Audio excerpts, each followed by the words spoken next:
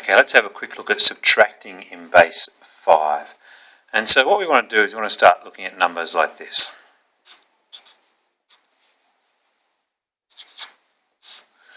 Now that's pretty straightforward, that one in base 5, because we can do this without any need to borrow, and we can just get that answer 1, 1.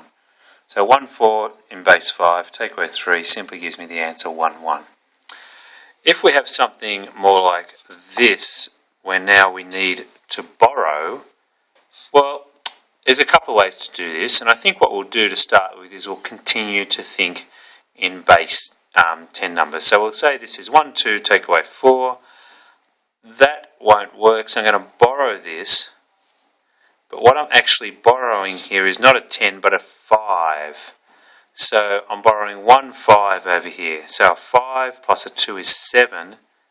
Take away the 4, leaves me 3.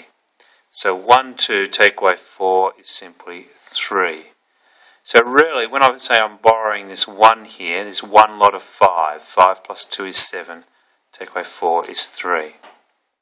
So if we go up a little bit higher, and if we start to think about things like this.